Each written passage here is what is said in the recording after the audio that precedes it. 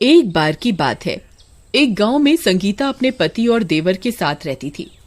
संगीता पर किसी आत्मा ने अपना कब्जा कर रखा था, इसलिए महेश उसे रात को पलंग के साथ बांध कर रखता था।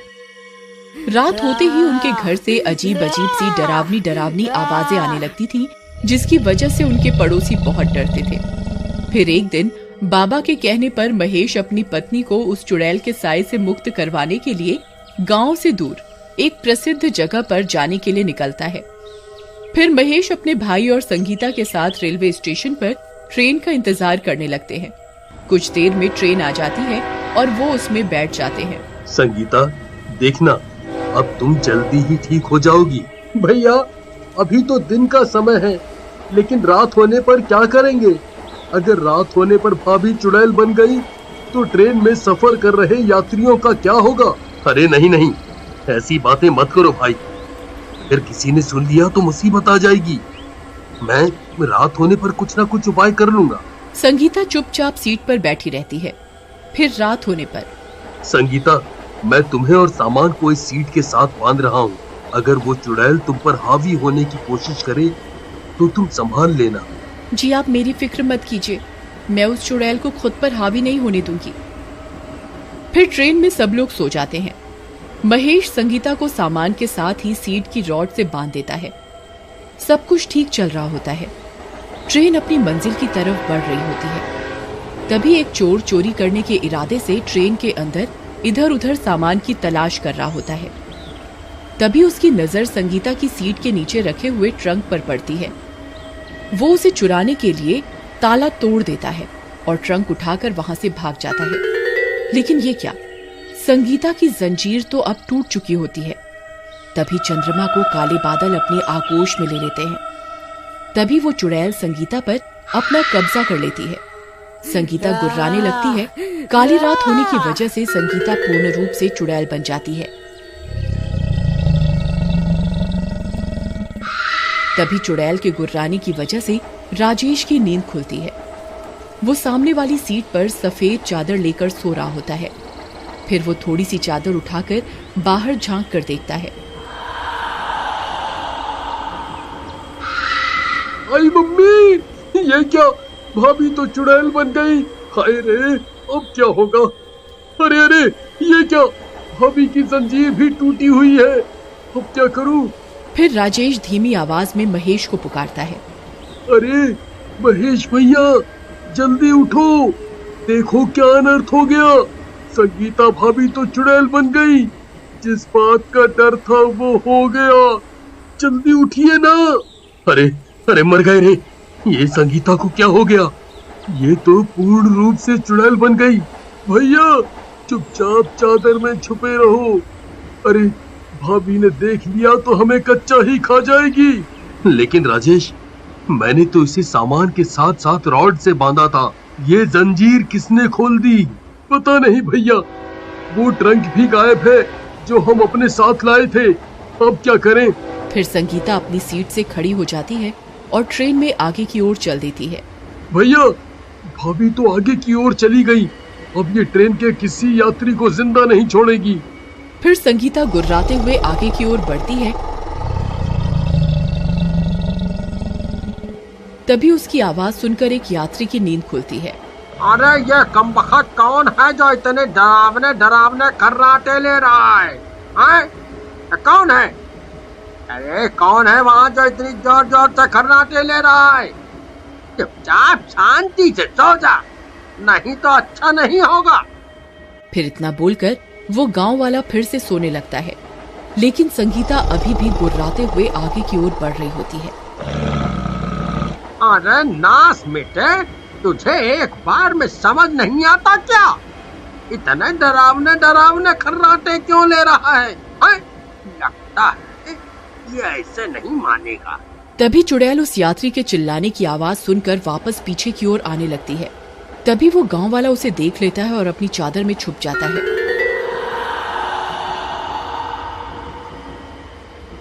आई मम्मी, ये क्या चीज है भाई? ये तो कोई डरावनी चुड़ैल लगती है। ये ट्रेन में कहां से आ गई? आई मम्मी, बचा लो। अब क्या होगा? अरे कोई तो बचाओ। तभी उस चुड़ैल की गुर्राने की आवाज सुनकर सब यात्रियों की नींद खुल जाती है और ट्रेन में एक चुड़ैल को चलते हुए देखकर उनकी आंखें फटी की फटी रह जाती हैं। सब यात्री अपनी अपनी चादर में छुपे रहते हैं। अरे भाइयों, कोई भी आवाज मत करना। ये मेरी पत्नी है, इसके ऊपर चुड़ैल का साया है। अगर इसने किसी को देख लिया तो ये उसे जिंदा नहीं छोड़ेगी।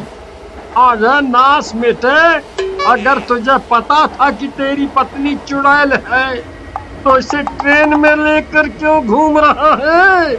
कमबख्त, हम सबको मरवाना चाहता है क्या? अरे भाई साहब, चुपचाप अपनी चादर में छुपे रहो। अगर भाभी ने आपकी आवाज सुन ली तो आपको कच्चा ही खा जाएगी। आई मम्मी, अब क्या होगा? ये नास मिटे तो चुड़ैल को अपने साथ लेकर ट्रेन में घूमने निकले हैं। अरे नास मिटो, अगर मैं सुबह तक बच गया तो तुम्हें सबक जरूर सिखाऊंगा। पहले सुबह होने तक अपनी जान तो बचा लो, फिर हमें सबक सिखाना। सब लोग उस चुड़ैल को छुप छुप कर देखते रहते हैं। तभी एक स्टेशन आता है और ट्रेन वहां रुकती है और एक चने बेचने वाला ट्रेन में चढ़ता है। चने ले लो, चने चने चने चने चने, गर्मा गर्म चने चने ले लो भाई, चने। अरे ये क्या, आज तो सारे यात्री सो रहे हैं। ऐसा तो कभी नहीं हुआ, कोई ना कोई तो रात में भी उठा ही होता था। आज ये सब सो कैसे रहे हैं? अरे उठो भाई, चने खा लो, चने ले लो, चने गर्मा गर्म चने चने चने चने। अरे मर गए रे, ये चने वाला कहाँ से आ गया? अरे कमबख्त चने वाले, चुप हो जा, चुप। तू सबको मरवाने पर तुला हुआ है।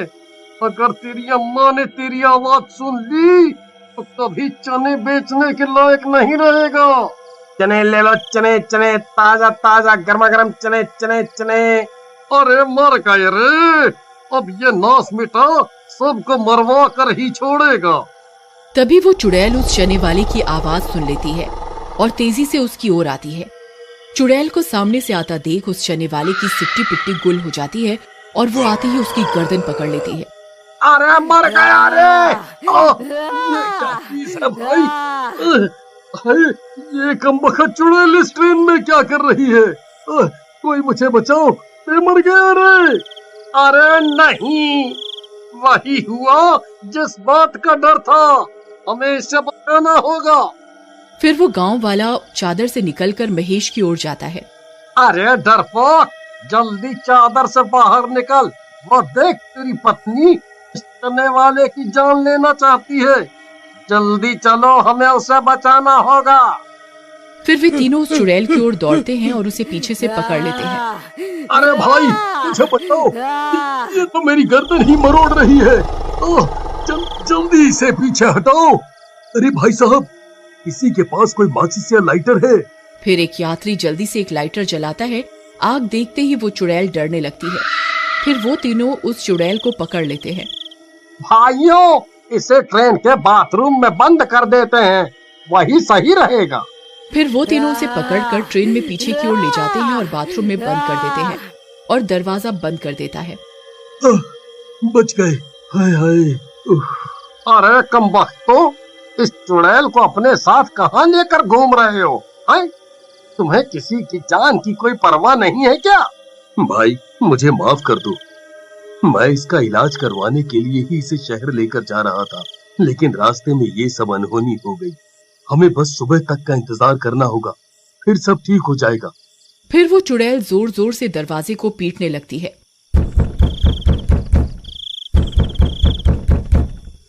खोल दरवाजा।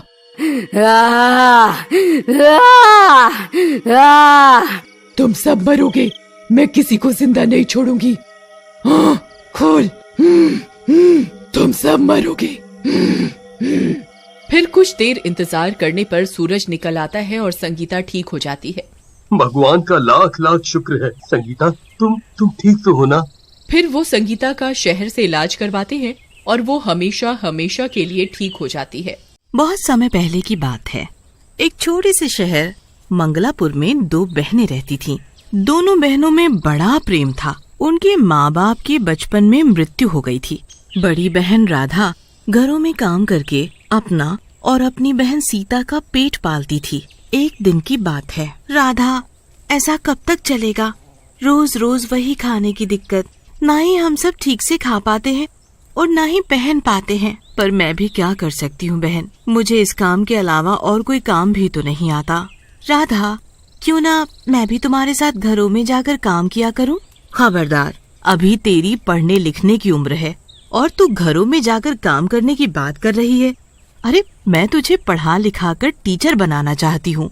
राधा की बात सुनकर सीता चुप हो जाती है। वो कुछ नहीं बोलती और जाकर चुपचाप सोने चली जाती है।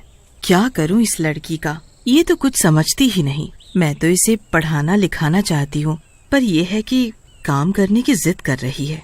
और अगले दिन, सीता, सीता, मैं काम करने जा रही हूँ, तुम अपना ध्यान रखना और किसी को भी घर में मत आने देना। ठीक है राधा, तुम आराम से अपने काम पर जाओ। राधा अपनी मालकिन के घर काम करने जाती है। घर का काम करके वो शाम को अपनी मालकिन से पैसे मांगती है। मालकिन जी, मुझे कुछ पैसे की जरूरत है, मुझे कुछ पैसे दे दो। अरे, अभी तो तुझे परसों ही पैसे दिए थे, फिर तुझे इतनी जल्दी पैसे की क्या जरूरत पड़ गई? वो मालकिन जी, मुझे अपनी बहन के लिए किताबें खरीदने के लिए चाहिए। अभी नहीं है मेरे पास पैसे वैसे। और क्या करेगी तू अपनी बहन को पढ़ा लिखा कर? और रोज रोज तू पैसे मांगती है। अरे, मैं नहीं दे पाऊंगी। तुझे काम करना है तो कर, वरना जा यहाँ से, समझी? मालकिन जी, आप ऐसे मत बोलिए। मैं अपनी बहन को पढ़ा लिखा कर टीचर बनाना चाहती हूँ। अब तू उसे टीचर बना या चाहे कुछ बना, मेरे पास नहीं है पैसे। देख, मैं ये तुझे रोज रोज पैसे नहीं दे सकती और तू कल से काम पर मत आना। अरे मालकिन जी, आप ऐसा मत बोलिए। आप काम नहीं कराएंगी तो हमारा गुजारा कैसे होगा? वो मुझे नहीं पता। अब तू जा यहाँ से, चल निकल, चल फुट। राधा वहाँ से उदास मन से जब शाम को काम करके लौट रही होती है तो वो पूरे रास्ते यही सोचती आती है, जब सीता मुझसे पैसे मांगेगी तब मैं उसे कहाँ से दूंगी और उसे कैसे बताऊंगी कि मालकिन ने मुझे काम से निकाल दिया है। राधा ये सोचते सोचते वहीं रास्ते में एक पेड़ के नीचे बैठ जाती है और रोने लगती है। राधा जिस पेड़ के नीचे बैठी रो रही होती है, उसी पेड़ पर बैठी चुड़ैल राधा को रोते देख रही होती है। तभी चुड़ैल राधा के सामने आ जाती है। चुड़ैल, चुड़ैल। राधा चुड़ैल को देखकर भागने लगती है। अरे अरे, भागो मत, मुझसे मत डरो, मैं तुम्हें कुछ नहीं करूँगी। पर तुम तो चुड़ैल हो और मैं कैसे मानूं कि तुम मुझे कुछ नहीं करोगी? हाँ? अरे सच में कुछ नहीं करूँगी। अच्छा, अब तुम मुझे ये बताओ कि तुम इस तरह रो क्यों रही थी? हाँ? राधा फिर चुड़ैल को सारी बात बताती है। तुम चिंता मत करो, सब ठीक हो जाएगा। अब तुम बस अपने घर जाओ। राधा जब अपने घर जाने लगती है तो चुड़ैल भी राधा के साथ साथ उसके घर चली जाती है। इस बात का पता राधा को नहीं चलता कि चुड़ैल उसके साथ उसके घर आ गई है। राधा के घर आते ही सीता राधा से पैसे मांगती है। राधा, तुम अपनी मालकिन से पैसे मांग कर लाई हो? वो सीता, मालकिन ने मुझे पैसे देने से मना कर दिया। पर तू चिंता मत कर बहन, मैं कहीं न कहीं से पैसे का इंतजाम कर दूंगी। राधा ने मन ही मन सोचा कि मैं सीता को कैसे बताऊं कि मालकिन ने मुझे काम से निकलवा दिया है। राधा, क्या बात है, आज तुम कुछ उदास लग रही हो, कुछ हुआ है क्या? राधा सीता की बात सुनकर रोने लगती है।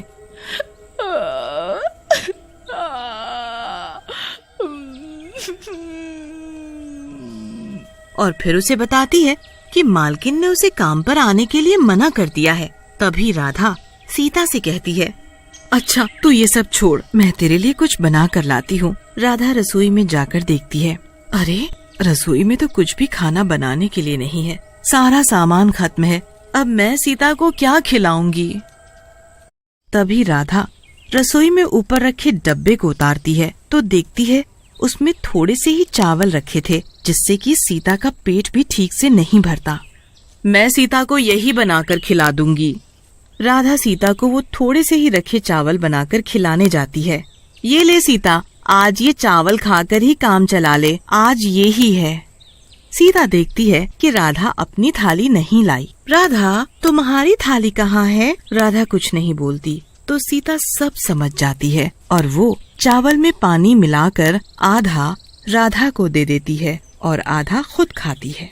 खाना खाते खाते राधा रोने लगती है। राधा, तुम रो मत, हम दोनों कुछ न कुछ तो करेंगे जिससे कि हम पेट भरकर खाना तो खा सके। तभी सीता के दिमाग में एक आइडिया आता है। क्यों ना तुम मेरे स्कूल के बाहर चिली पोटैटो बेचो? मेरे स्कूल के पास ही एक आंटी खाने पीने की चीजें बेचती हैं। उनकी बड़ी कमाई होती है, तो तुम भी स्कूल के बाहर चिली पोटैटो बेच सकती हो। पर तेरे स्कूल के पास चिली पोटैटो बेचना ठीक रहेगा?